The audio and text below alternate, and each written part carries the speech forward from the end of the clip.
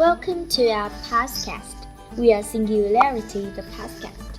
In today's episode, we will provide you a listening test to rocket your band score.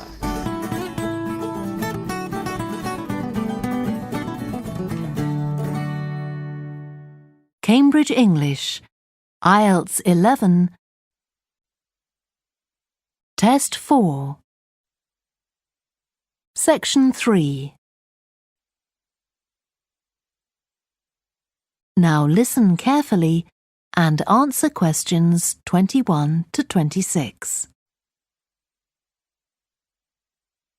Hi, Joanna. Good to meet you. Now, before we discuss your new research project, I'd like to hear something about the psychology study you did last year for your master's degree. So, how did you choose your subjects for that? Well, I had 6 subjects, all professional musicians and all female. 3 were violinists, and there was also a cello player and a pianist and a flute player. They were all very highly regarded in the music world, and they'd done quite extensive tours in different continents, and quite a few had won prizes and competitions as well. And they were quite young, weren't they? Yes, between 25 and 29. The mean was 27.8. I wasn't specifically looking for artists who'd produced recordings, but this is something that's just taken for granted these days, and they all had. Right. Now, you collected your data through telephone interviews, didn't you? Yes. I realised if I was going to interview leading musicians, it'd only be possible over the phone because they're so busy. I recorded them using a telephone recording adapter. I'd been worried about the quality, but it worked out all right. I managed at least a 30-minute interview with each subject, sometimes longer. Did doing it on the phone make it more stressful? I'd thought it might. It was all quite informal, though, and in fact they seemed very keen to talk. And I don't think using the phone meant I got less rich data. Rather the opposite, in fact. Interesting. And you were looking at how performers dress for concert performances? That's right. My research investigated the way players see their role as a musician and how this is linked to the type of clothing they decide to wear.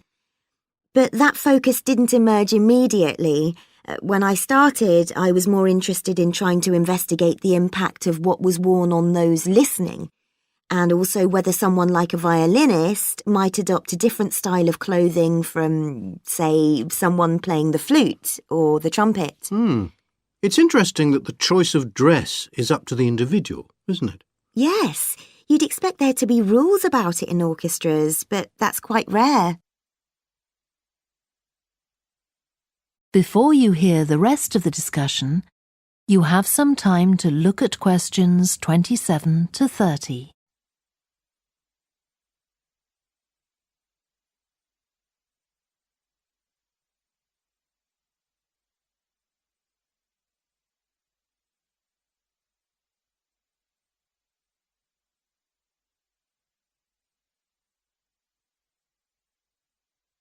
Now listen and answer questions 27 to 30.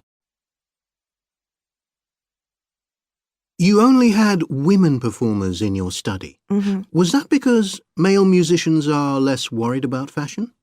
I think a lot of the men are very much influenced by fashion, but in social terms, the choices they have are more limited.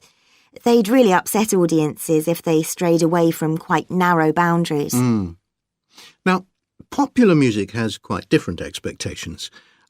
Did you read Mike Frost's article about the dress of women performers in popular music? No. Well, he points out that a lot of female singers and musicians in popular music tend to dress down in performances and wear less feminine clothes, like jeans instead of skirts.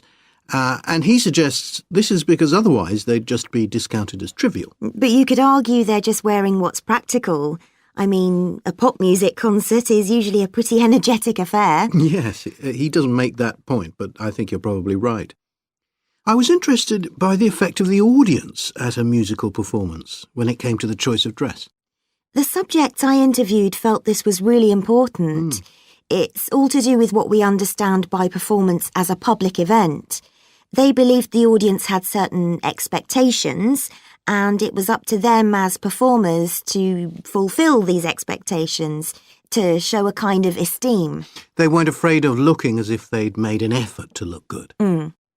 I think in the past, the audience would have had those expectations of one another too, but that's not really the case now. Not in the UK, anyway. No. And I also got interested in what sports scientists are doing too with regard to clothing. Musicians are quite vulnerable physically, aren't they? Because the movements they carry out are very intensive and repetitive. So I'd imagine some features of sports clothing could safeguard the players from the potentially dangerous effects of this sort of thing. Yes, but musicians don't really consider it. They avoid clothing that obviously restricts their movements, but that's as far as they go. Anyway, coming back to your own research, do you have any idea where you're going from here? I was thinking of doing a study using an audience, including... That is the end of section 3. You now have half a minute to check your answers. Thank you for listening. See you next time. Goodbye.